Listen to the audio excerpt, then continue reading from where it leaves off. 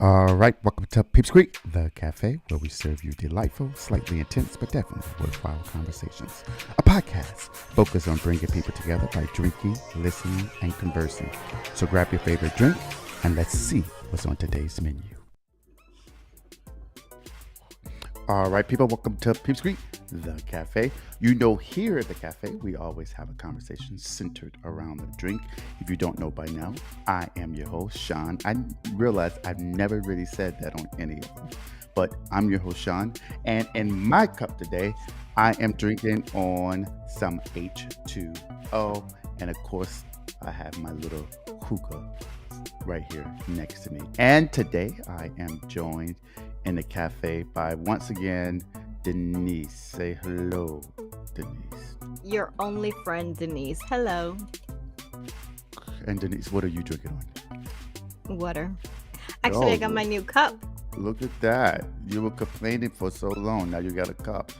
How do you? I mean, I was expecting a new cup, but you know, I'll take whatever at this point.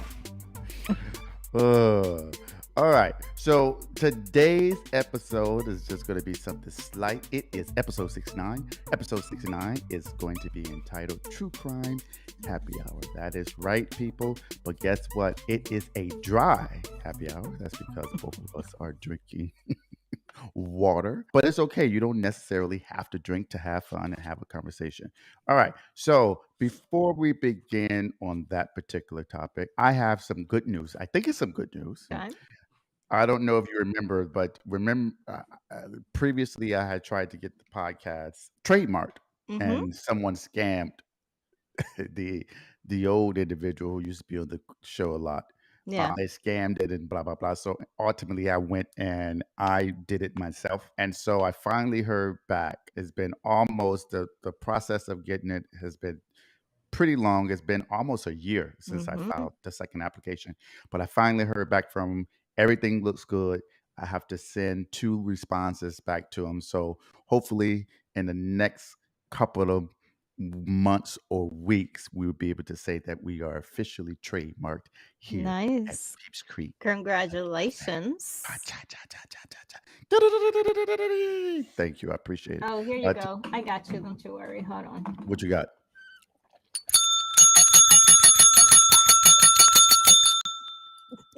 Wait, is that my bell? No, this is my bell from training. What is wrong with you? Why everything Oh, got to be yours? I'm pretty sure the last time you were here, you probably stole that from Oh my gosh. inside this house somewhere. I All have right. more than one. Thank you. Okay. So Denise is, well, technically not her. My son is watching my dog. How is Pinter? Pincher is actually sleeping right now. Very comfortable. Thank you very much. Is he sleeping on his bed?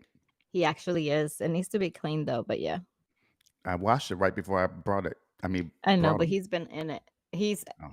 doesn't even move from there unless it's to drink water, follow us around, or go outside. What about eat? The hell? He You're doesn't not want to feeding him? eat. He doesn't want to eat. So we bought him. Well, Davian, I told Davian to get him snacks because you didn't bring him snacks. So he went and got him the little bones, the little That's a lie. things, I did bring him. I brought him those steak sticks. those sticks. But I He likes mean, them. okay, yeah, but can you bring more? I mean, so he likes those bones that Davian got him. So since he's not eating, I'll give him one, and he will take it literally from where I put it and bring it to his bed. Oh, God. All right.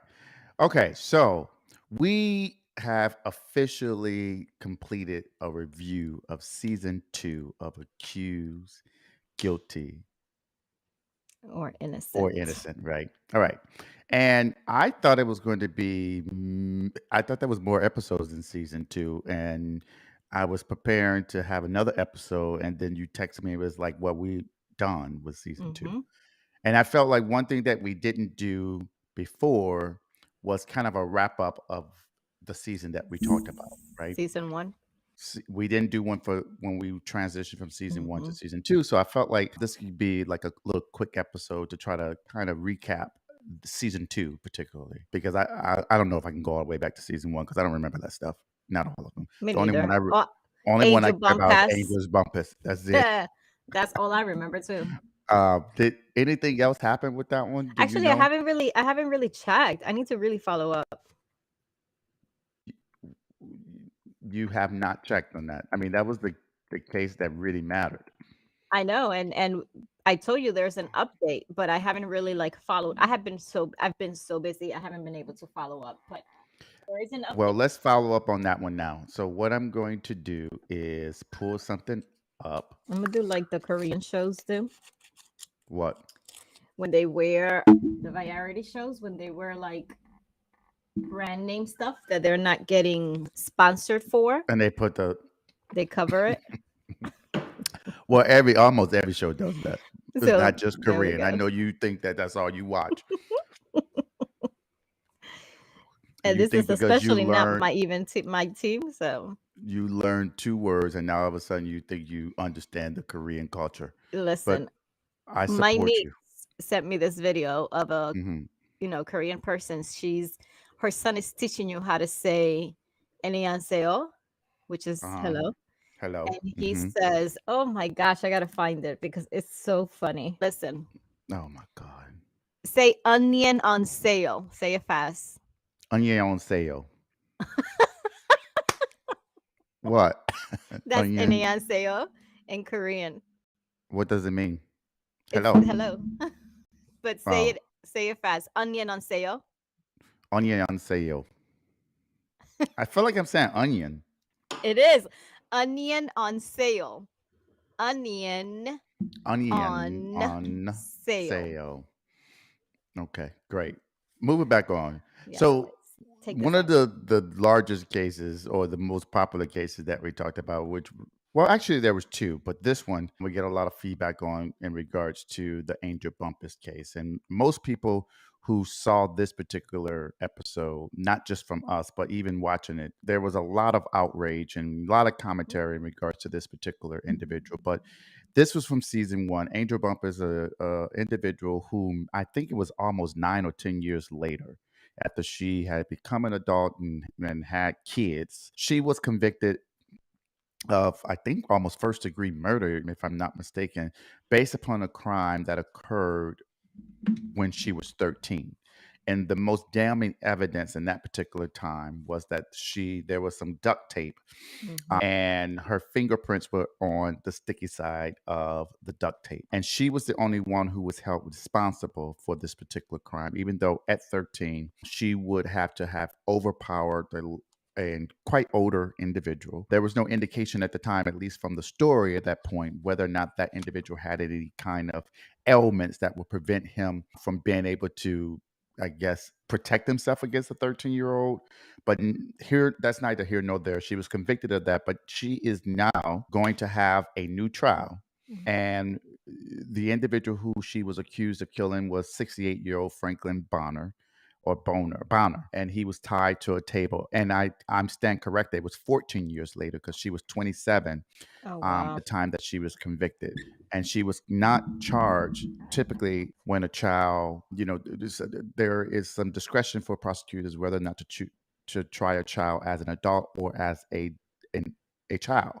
Has she been tried as a child, the maximum amount that she would have been able to spend is 5 years, because if she would have been convicted at 13, then she would have been of age at 18, and so she would have been committed to a juvenile institution, which typically goes up to 18. But the prosecution in that particular case decided to try her as an adult, so that's why she was convicted. I think she was basically serving like what, 30 years, A lot. convicted of like 30 years. I was trying to go back in my notes to see if I found it because I'm using the same note, but I have so much info in here. But Yeah. So for those of you who actually are looking, I'm scrolling down on a website that talks about this. But some of the things that they talked about in regards to the deficiency and the high court that overturned, or at least gave her, I don't think they overturned the verdict. They just allow her to have a new trial. So I think she still is incarcerated while she await her new trial. But anyhow, it says that the state was not able to establish any direct connection between the defendant and Mallory Vaughn, or for that matter, with any other person who may have been involved in the robbery. Rather, the principal, if not only link between these two individuals, consisted of a Facebook connection between Mr. Bond and a mutual third party acquaintance, Porterell Bumpass, that existed some 10 years later. Thus, while this third party connection existed, in fact, this weak connection to the defendant herself diminishes the weight of the evidence supporting the defendant's convictions. In a similar manner, the state also was unable to establish any direct link between the defendant and the victim, Mr. Bond. And we talked about this. We were like, there was Hmm. nothing that connected the two at all. The victim's wife denied knowing or seeing the defendant previously, and although the state linked the defendant's aunt to the victim, Ms. Bonner denied ever seeing the defendant when the aunt came to the Bonner house. The link through Shirley Bumpass, which is her grandma or her aunt or whoever, was certainly not Grandma. substantial, and it may have been excluded altogether had other objections been made and advanced by defense counsel. Thus, to the proof showed that others had a direct connection to Mr. Bonner. It did not show that the defendant did. Again, this weak connection to the defendant herself diminishes the weight of evidence supporting the defendant's conviction. So that is the things that when we talked about this case, we kind of talked about ad nauseum how it seemed to be purely very weak Hmm. circumstantial case, and that she should not have been convicted. And so that that blurred from the opinion that overturned or at least gave her a new trial also highlighted and pinpoint that. So I'll be happy to see this go Me to too. trial. And we also kind of talked about some of the things that we did not like with the defense. I don't know is whether or not the new trial was based upon a motion by the defendant of ineffective assistance of counsel, which is some reason for saying that you need a new trial, which basically means your lawyer sucked at the time. Mm. It is kind of a high burden to prove, but it's not one that's insurmountable. So as long as you can show that there were things that your lawyer should have done, that any reasonable lawyer would have done in those particular circumstances, and the reason that the lawyer didn't do it was not attributed to strategy, right? Because there are sometimes where a lawyer, as a strategy, decides to not push a certain element or push certain evidence or put forth certain witnesses in a particular trial. And so we don't know if that's the case or if there was some kind of new evidence that came in that was not discoverable at the time or just was not available at the time that she had her initial trial. So anyway, it would be good to see whatever happens with that particular trial. Anything you want to say about that?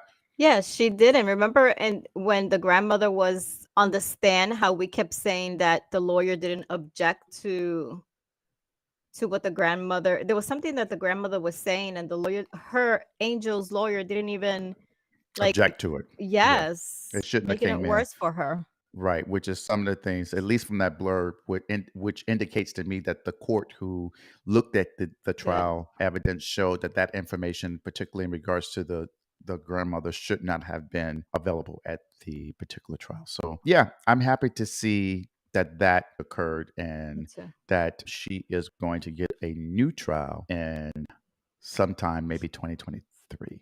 Doesn't erase the years that she spent in there, right? Because it's been at least 2 or 3 now, right? Yeah, it's been a while, right? She's been there at least like yeah, it's been Yeah, there a we moment. did this prior to COVID, so 19, if not 20. Oh, that was prior to COVID? I think so, wasn't it? I don't know, but maybe. Yeah, I think it was. You might be right. It's You crazy. just might be right. All right. So now let's talk about season 2. Let's do kind of a recap very quickly of season 2. And so what I am going to bring up for you all, I'm doing it on my website, of course. There we go. All right. So season 2 for us started with episode 64, which was best friend killing or self-defense. Recall that this is the case that dealt with Woody. Woody, right? This is, what was his name? Rodney Cockeyed Steep and Elwood Woody Six. And this is where we had our girl, Our Brandis. BFF, Brandis hmm Bradley. I was Um, watching her today because I was trying to recap on the shows, and I'm like, she literally, she's just the sweetest. I know, She but kept you saying, know, "He's gonna die. That man is gonna die in there." he's gonna die in prison. We can't have him dying in prison. All right. So So let me ask this question: what was it about this episode that intrigued you the most, for purposes of your true crime junkie perspective? Intrigued me. Brandis. I mean, What was it? Just like just her her passion. presentation? No, her passion to wanting to defend him. Mm-hmm. Like we Mm-hmm. we see we see these episodes and we see lawyers doing their job. They've been hired to do a job, and so they do it. But with her, I don't know. It was like, I don't know if it was because of the age of the person that she was so set in not wanting to allow this man to be convicted, because of her fear that Mm-hmm. he was going to actually die in jail. But it's even after the sentencing, I was watching her. She had to stand up and still, talk about the verdict and stuff, and how the years that she was trying to plead for them to give him less years. Uh-huh. Even then, when she stood up, it was almost like she choked, and then she like brought herself That back she was together. and she was emotional, so therefore you felt like it was something that what that Eh, just You would wish that, lawyers would. I've experienced one in a case. mm-hmm. Not saying that I have, been bad or anything, but I've experienced one, and it's more of a, well, you've hired me, I'm gonna do my job, but not that passion and wanting to believe the person that is being accused. You know what I mean? Like, Yeah. at the end of the day, regardless if you did it or not, you have to defend him or defend her. Yeah. But when you see a lawyer putting in true work because they really want to defend that person, to me personally, it just, I like that. Yeah. And keep in mind she was a public defender, so she wasn't getting paid per hour for this. I She keep was forgetting that. passionate. Yeah, she was passionate about what happened. So let's just take a quick look at what we were talking about in regards to Brandis. Yes, I thought I it was think the she's lady. beautiful. Her eyes are Yes, just. I'm about to show you so you all can see her. That is Brandis. Oh, I was gonna Okay. say, oh my gosh, she looks just like her. That is Brandis. Okay. That is the Beautiful. public defender. Very pretty eyes. I mean, her makeup Yes. was on point. Lifetime. It's called Kim of Queens. And what she does, she's a coach for people who want to get in pageants. And this is Kim of Queens. And I think they look like they could be family. Look, don't they look alike? I think it's the eyes and the color of the hair, but No, they look just alike. And they talk alike. You never seen the show? mm-mm. All right. So that was the portion where we were talking about Brandis, who Denise was I super just think emphatic she's. about talking to discuss. Yeah. So she definitely had passion. She definitely showed that individuals work hard and Mhm. oftentimes are not paid a lot of money for doing their job. So kudos to Brandis. And the one thing that I took away from that particular episode is the fact of how close friends, can Mm, quickly become enemies, right? yeah. And how the turn of a dime, there could be a turn of a dime where things can be happy go lucky to someone's hurt or dead in the process, right? Yeah. And it shows how quickly that can occur and how quickly issues can escalate to the point where you can be in trouble from a legal Mhm. perspective, and then someone is either harmed, right, maimed, or what have you, or is dead as a result of that. So, yeah, that What I go want to ahead. touch on that because that makes, now that you say that, it makes me think, and I just put myself in the situation, right? I'm the type of person where, compared to you are very straightforward. If you have to say something about a person and you don't like something about a person, you immediately say it. I don't agree with that. I don't like that or whatnot. I'm more of the type of person that I'll be like, even with my friends, I'll be like, you know, uh, I'll stay quiet and not say anything. And I think of Woody, right? Woody has been friends with this man for many, many years. They've been probably in a lot of get-togethers and whatnot, and this man is drunk. I don't know if he was always drunk, but I know one of the situations that happened in the case is that he brought up how he's, drinking and whatnot. I sit and wonder, Woody probably had that inside of him for many, many years boiling up, didn't say anything until that day where he probably, who knows what he went through before even he, before he even met Kakai, Right. and it just came out. Yeah. So it just So makes you, is that a symbol to your friends that you might try to kill them? no, no, no, no. Just the statement that you made. You know what I mean? Even friendships can end up this way. Not saying that all of them do, but Yeah. looking back at it, it makes me, as the type of person I am, wonder, why don't I speak up more often? You know what I mean? If I Yeah. don't like something, let me tell you, listen, I don't agree with how you're acting, or I don't agree with this, instead of just being quiet and letting it boil and you know what I mean? Yeah, but you don't hesitate to say something to me. The hell? Yeah, because I really don't like you. Rather, my friends, I do. All right. If I Um, don't like you, I'm gonna be straight up, and everybody can tell you that. If I don't like you, I will straight up tell you exactly how it is that I feel. But when I do when I do like you, it's more of a, you know, Denise, maybe you're just, overthinking it, or maybe you took it the wrong way. So I tend to give you the benefit of the doubt. You've already exhausted all of my oh my patience. God. Moving on. So, The next one, that case that we dealt with, was episode 65. Episode 65 was Kill a Wife for Self Defense.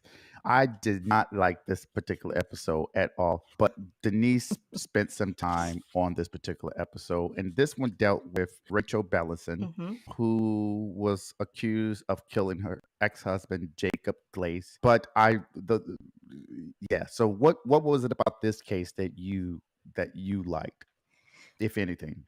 A lot of things. Even today, rewatching it, it made me feel like her emotions. It was like I was feeling her emotions. I mean, it deals a lot with domestic violence, and not that I've ever experienced per se domestic violence, but I have, close people that have experienced it. So I know sometimes people tend to,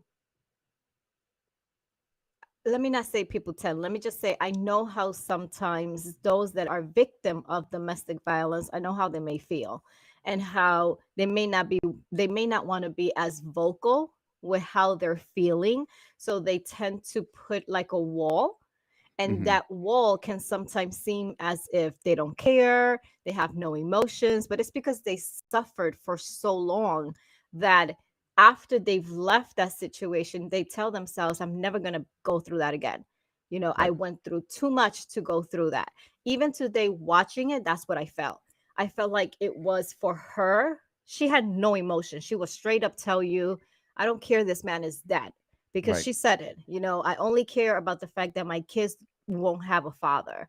And it Right. was more of a, you could tell that she had built that wall towards this person, not wanting to have any more, not wanting to give him the pleasure of having any emotions Yeah. from So her. So, so to your point when you were talking about that, I think we kind of talked about um, the fact that, for me, one of the issues with the case was the fact that, as the victim, right? Excuse me, as the domestic violence victim from the past, but now in this particular case as the accused, that she was not very emotional about what happened, right? mhm. And so let's talk a little bit. Let's show a little bit about I that. It know, is but like, I mean, but also part of my struggle with it is that she, as a witness, she was not very emotional when she was yeah, telling the yeah, story, she had no emotions right? whatsoever. And part of that stoic aspect could have been because of the torture history that they had, Yeah, right? yeah, the She was trauma. the trauma. She was fed up with being abused and sexually Hmm. assaulted when they were together. So the concept of being emotional about the situation seems to be non-existent because of that. Yeah. Right? So for me, that particular clip kind of was the most important part for me, is that I think on that particular episode, I even had a moment where I had to realize Hmm. that my own biases were in play, right? Even as a lawyer, right? It's always difficult to make a determination of the separation between emotion and truth, right? Simply because someone doesn't cry about a situation, that most people will find to be Mhm. problematic or emotional doesn't necessarily mean that what they're saying isn't true, right? And the inverse is the same. Just because someone is emotional doesn't mean that they Mhm. are true. And it's always a fine line. And, with juries, particularly, that is always something that as a lawyer, you're always thinking about, well, are you going to come off as a sympathetic witness? Are you going to come off as likable? And it's unfortunate, but as lawyers, particularly when you're going to trial, you have to think about those things. It's not just the fact that you believe that your client is truthful. It's not just the fact that you believe that the facts support what happened. It's also the other things in the courtroom that you can't articulate unless you are there, right? Because the Mhm. jury is looking at everything. That means even as a lawyer, they're looking at me, right? When I'm in the courtroom, they're looking at my facial expressions. They may not like the way my facial expressions are. And as a result, they can hold that against my particular client. So you always are thinking about all those particular things. And I felt like for me, that was one of the biggest pieces that I took from that particular episode. So I yeah. will say today, watching it again, when they were doing the reenactment with all those paid actors that they paid, Mhm. she did show some emotion at one point when she was trying to explain how he grabbed her and stuff. She had to stop, and it was like she was crying. So her now husband came and consoled her, and then she went back and finished, trying to place everybody in the positions that they were, etc. But the other thing I wanted to say, that I went back to my notes to see, because there's always things that you miss. The second time around when you watch it again, you're like, how did I miss that? The first time I watched it. And when they were, how the 911 call, how she hung up on the 911 person, right immediately after they show that the 911 person says, what the hell? They show, the 911 person saying, did you find a body? And they were like, yeah, we found him. And then they show a picture of the area where he was found, and Mhm. you could see him. And I don't know why I didn't realize this, but I saw him without a shirt, Mhm. dead Oh, without a yeah. shirt. That is true. So that brought up the fact that that substantiate what was going on with her. No, that in none of the times where she's talking about what happened, or even in the reenactment, do they have him without a shirt. They have him reaching out to her, trying to take her shirt off and Right. opening her zipper, but it was never mentioned that he had taken off his shirt. Or well, but also we don't know if he had a shirt on in the beginning. Period. That's But true. was it cold that day or not? I don't remember. She didn't have a I jacket don't on. I It's don't think. Montana. I mean, nothing about Montana, but I mean, I would think it's cold Yeah, I don't know. But yeah, so that was too. episode 2, which is on ours, episode 65. All right, And they didn't end up, what's the word? prosecuting her. Yeah, prosecuting her. So, Yeah. All right. The next case is it was our episode 66. It was entitled Careless Shooter or Child Protector. And this involved Brian Lapsus, um, an individual who claimed that he was protecting a 12-year-old, and he was accused of, I think it was just assault, right? Because mhm. the father wasn't armed. So he was accused of aggravated assault when he pointed an AK-47 at the father and let out 2 rounds from the gun. And so the question was, were these warning shots, or was this reckless behavior on the part of Brian? What was it about this particular case that kind of gravitated you, or what was the most important thing about the case for you? I think the end result for me is mind your business. Why?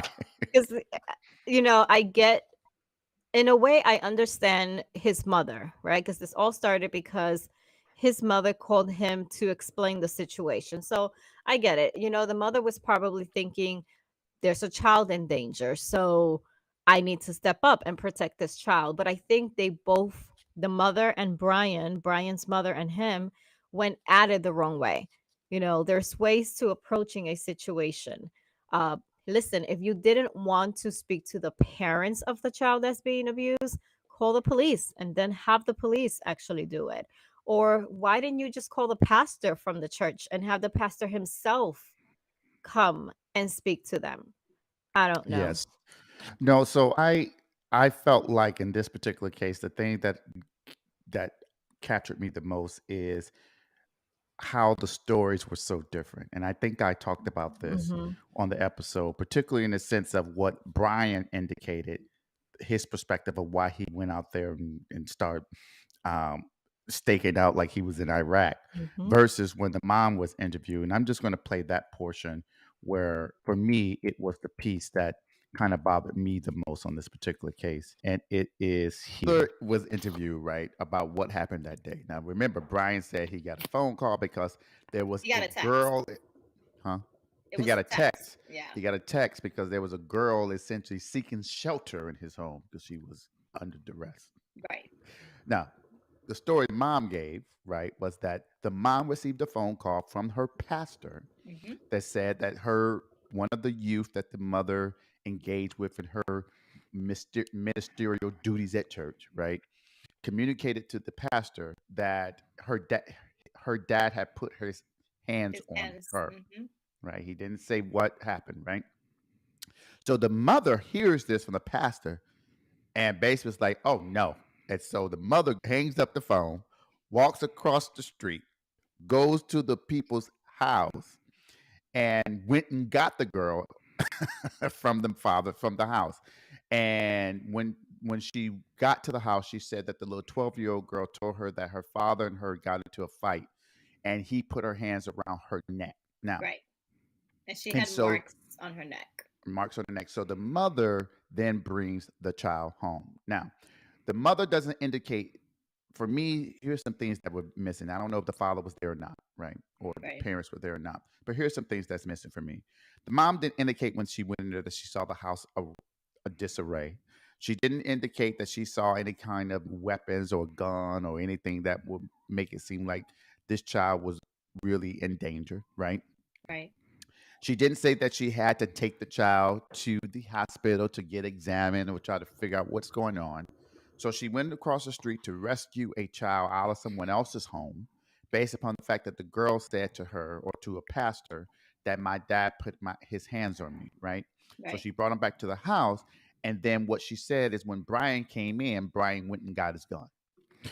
So for me, that was kind of that this particular case irritated me because I really don't think Brian should have got off. I mean, personally speaking, because I do not think the child was in harm's way as he claimed. And I Claimed. also, Hmm. yeah, and I also didn't like the fact that he lied. I mean, it was almost like a cover up. Remember when the police first arrived and he accused or said that it was the Mm. father who actually shot the gun instead of him. So it was those little things that just Yeah. consistently told me there was a cover up, right? And the intentions were not the same.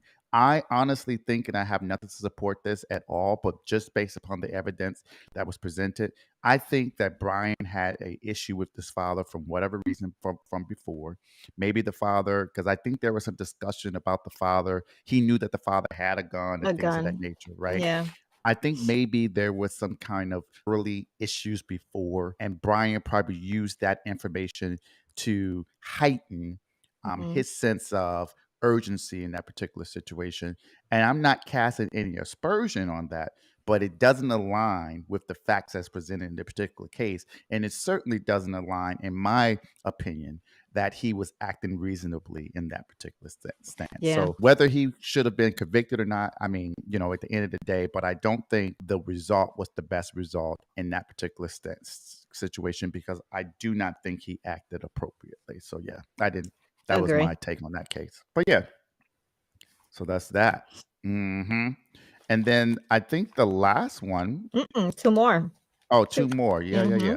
The next one was, which one was this? Abusive father or birth trauma. That's come on. You can't forget Oh about yeah. this one. This is the one where they were trying to pretend like they were in Detroit, but they were not. So And this this one the one you involved, and I didn't see eye to eye. oh, we were arguing up a storm on this one. Yeah. I'm This is ready. the Colin Quint case. where the father was accused of abusing his child, the shaken baby syndrome, and you did not listen to the 911 call when we did this particular episode, but you did listen afterwards. And so that's Mhm. what I want to go with. Let's start there. After you went back and listened to the 911 call, what was your impression from there? It does sound like he's drunk in a way. Like his speech was like, I've experienced drunk people my entire life, right? And it sounded just like the people I've experienced, like he's drunk, like there's no emotion, but it's almost as if there's no emotion because I can't comprehend what's going on because I'm so out of it that this is like I know this is happening, but I can't comprehend that this is happening. Uh huh. And I want to just play this little piece here where when we were talking about the 911 call, which you did not But listen I to. did say I didn't listen to it. Yeah, you did, but still. All right. So here we go.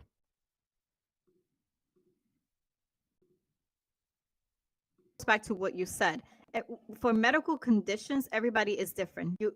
I'm going to react to perfect example with the COVID-19. My symptoms are different from maybe what you experience because everybody reacts differently. The same with emergencies, the same when you are put in different situations or when you are put in situations that are extreme. Not everybody reacts the same. So you Hmm. can't expect every single person to react the way you want them to react because there's Hmm. an emergency with their baby. Okay. Okay. Got it. Okay. What else you want to talk about? So let's go back What though, else you want to because talk about? what Wait, was wait. I I got it. I mean, you're not convincing me on here. That 911 we can that agree to 911 call. disagree. We You're will, gonna have but your if opinion, if I was the prosecutor, that's the first thing I'm going to put on. Let me tell you. Let me give but you my that's the open. problem. When we Hey. do these episodes, you have to act as the jury. All right. Go ahead. What do you want to say? I referring those statements that I made, was I referring to the 911 call or am I referring to you wanting him throughout the entire thing? And even when they went to the hospital, how the doctors were saying the way they were acting.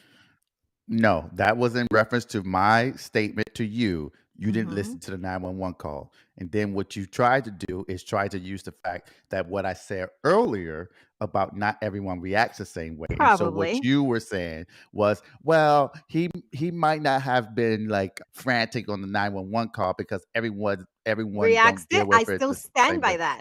I Yeah, still now stand by my statements. Not every person reacts the same way. I I may agree with react to that. an emergency a different way than you will. I stand my ground on that Stand your statement. ground on that. The bottom line is now that you've listened to that 911 call, you specifically said he sounded drunk.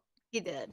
He Okay. did. He said, I can't even say drunk because I don't know, but because later on they do tell us, that his accident that caused, was because he was drunk. That's why I'm assuming that he was drunk at the time of the 911 call. It could have been anything else, right? It could have been that he had taken some medicine and was drowsy from the medicine. It could have been anything, but it does sound like he's drowsy or drunk.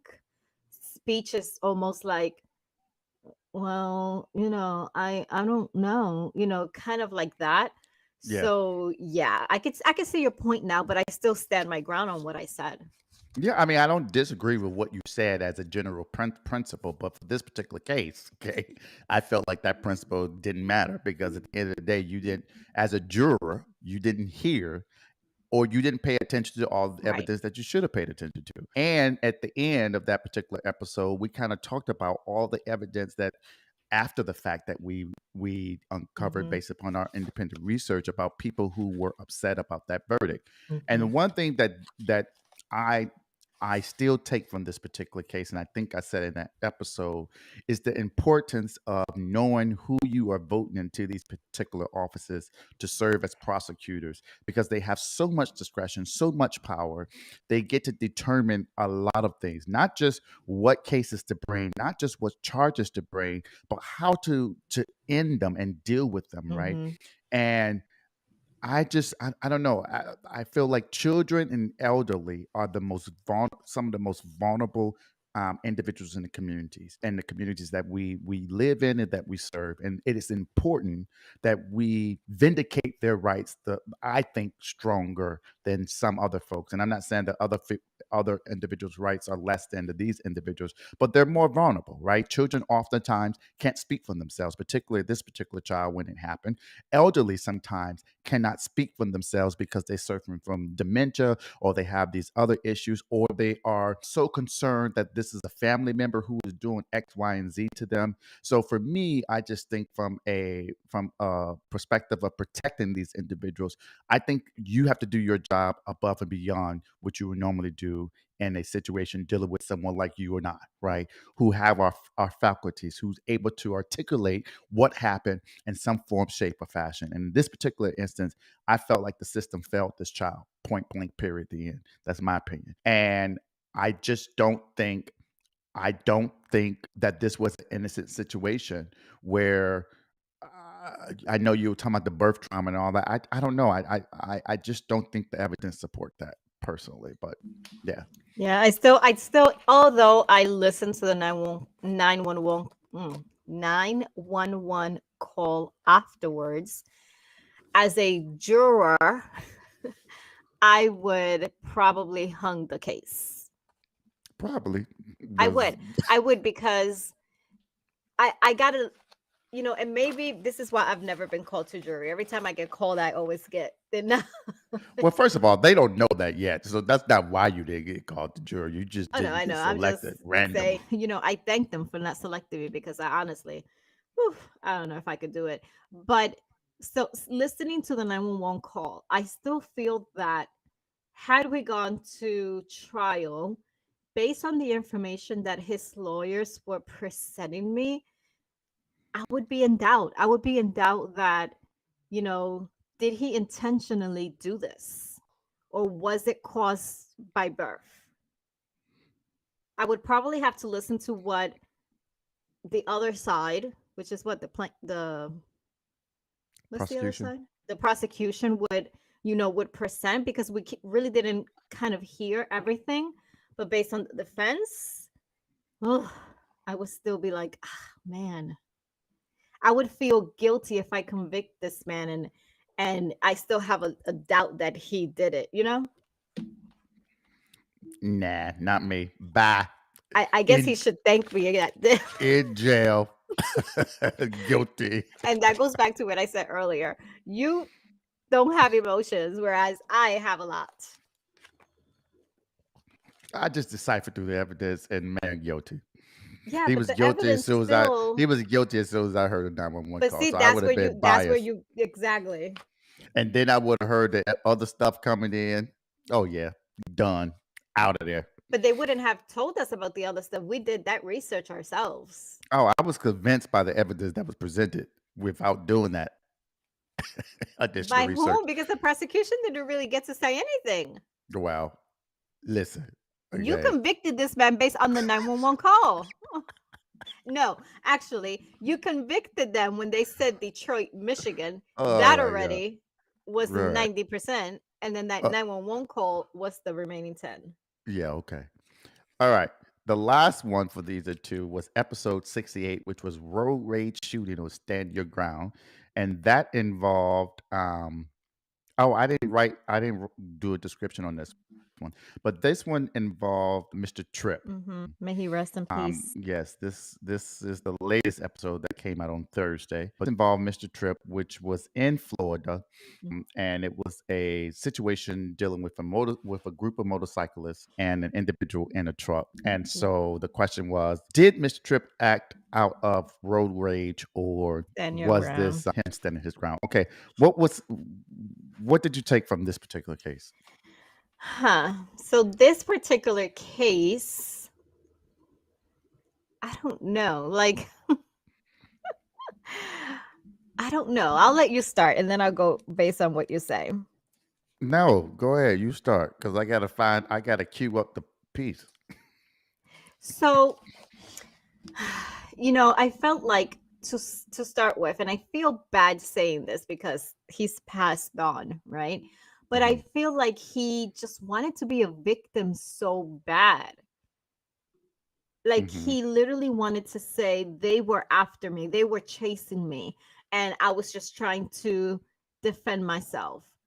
I mean, I don't know. I don't know. To me, he just acted as a victim the entire time. Okay. So perhaps maybe we can just cue that up and go from there. Lost them plenty of jobs, and eventually he had like a team of 12 under him, but because he can't get jobs he had to let them go. So now he basically has no job, going into his savings is going down, and so he's waiting for this case to be done and Yeah. his name to be cleared. So when he said that, no offense, but I'm like, bro, why couldn't you just have someone else, like your foreman or like an executive, go out there Be the one to and go out. do it When he said that, I was like, I want to hear from those people that 12 are people? under him. Right. I want to hear from them to see what kind of boss was he? What was his attitude? How did he Right. react in certain Maybe he felt like they situations? weren't good enough to do it or figure it out or something. Like I'm like, bro, why couldn't you just? You can still be at home making money. You can just have someone else go out there and trust your staff to do what they need to do. Exactly. Like Ugh. I'm like, that was not. That was kind of. I felt like that was a He sympathy wanted pitch. sympathy. Yeah, Yeah. exactly. All right. So that was kind of the theme for me. It Mhm. was. It was. And I don't know if it was his intention to do that, but he did come off as if he really wanted sympathy Mhm. in so many different areas, right? Sympathy of the fact that That he he went through suffered. this. Yeah, he went through this and he suffered some kind of financial loss as a result of this and this, that, and the third. And I'm like, that happens all the time when people are accused of crimes. People oftentimes are They lose lose money, everything. they lose Yeah. their job, they lose their family, and quite frankly, you're out of jail and you're able Mhm. to be in front of a camera and talk about the situation in your home, right? Not Mhm. behind bars or behind a plexiglass, right? Talking to the cameras in regards to the situation. And yes, it's unfortunate that there was a health issue as a result that he uncovered, and it's very unfortunate that he lost his life as a result to a battle of cancer. So I'm not trying to put any Take light to away. that, but I don't think for me that did not impact my thought process on the particular case. I do not agree that this was a situation where he actually stood his ground. I think that Mhm. it was a combination of both parties having issues, right? I think there is definitely room and fault On both. Yeah. on both sides, right? But he's not the only one who suffered. We do have the victim in this particular case who lost a leg and Mhm. actually lost one of his other foot, or part of his other foot had to be amputated as well. And so he doesn't have the typical enjoyment of life that he may have been accustomed to, whatever that may have been, right? He can't ride a Uh, bike no more. Exactly. And I'm not saying that he was a great person, but at the end Right. of the day, it was, it was not a situation where I felt like, oh my God, he really he really acted appropriately, right? Mhm. In that particular case. So those were the episodes for season two. Overall, I'm just going to say I did not like season two. And you in, won't co- like season 3 either. It's in basically the in same. in comparison to season one. Season And 1, yeah. yeah, and full disclaimer, I haven't watched one single episode No, of season I've three. already done season 3, but whenever we get ready to start season 3, I'm gonna have to watch them again because I barely remember them. But they would not. There was not one that would leave you like season 1, where we want to follow up and know what happened. Right. Yeah, it's not. It's not like that. Ooh. Oh my God. You and this. The noise. Yes. You What keep can I hitting say? something. All right. So while we go on that, let's kind of do a preview of what we will be talking about whenever we start with season three. So I'm going to bring up season three. So unlike season two, which only had 6 episodes, I think. Yes, 6 episodes. Three has 10. The first one is called Deadly Veteran or Self Protection. The second episode is stabbed my neighbor or protected myself. The third one is failed my child or innocent mother. Let me stop you there. That one Yes. Mhm. we may have some stuff to talk on that one. All right. The fourth one, killed my husband or defended myself. Sounds like the Rachel Belson situation. Fifth one, careless adult or swimming pool tragedy. The sixth one is wife killer or medically insane. The seventh one is jealous shooter or innocent fall guy. The eighth episode, teenage killer or mistaken identity. Oh, And that one. Ooh. and episode 9 is killed my wife or staircase fall. That kind of reminds me of that rich guy case. What was his name? Anyway.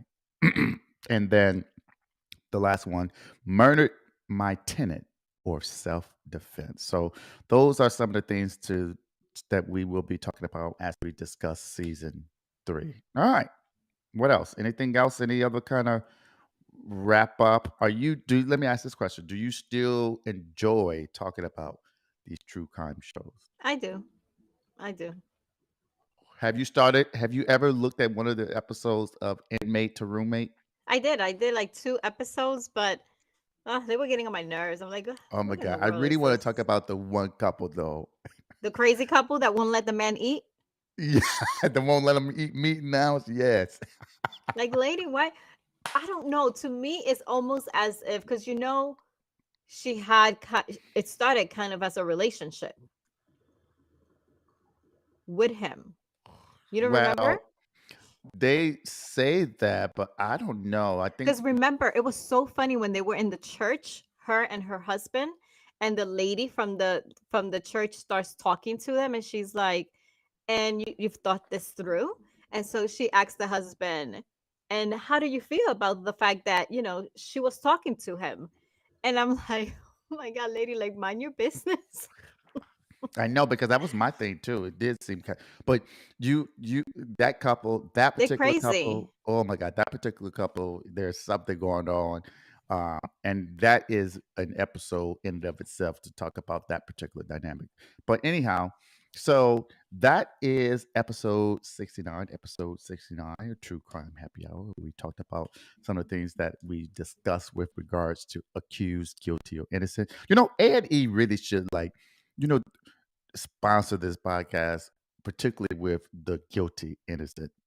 Oh wait, get what is it called? Accused, Accused, guilty, guilty, or or innocent. innocent. Yeah, because we actually review these cases, we talk about it, and these things, that, and the third, and give kind of a different perspective. But whatever. Hopefully, someone will be out there and be like, maybe they should, maybe we should recognize You them never and know. sponsor them. That happens Never know. often. Never know. All right. So let's go through what we normally do. All right. So before we end it, you know that at here you can reach us on Facebook at Peeps Creek Cafe. You can reach us on YouTube at Peeps Creek Podcast. As you just saw when we was pulling up some of the episodes, you can actually look at the videos with the transcriptions. You can search, as you saw I did that here, search for certain words so you can pull up particular parts of it on www.peepscreek.com. You can get us on IG, Twitch, and Twitter at Peeps Creek. And I don't really post that much, for real. I need to get better with the social media stuff, but life is too busy. You can send us an email at cafe@peep.com, and all the links to everything that is us is available here at cafe.peepscreek.com/links. All right, so I want to thank Denise for being here. Anything you want to say to the people before you go? Thank you for having me. It's always a pleasure for me to be here with you.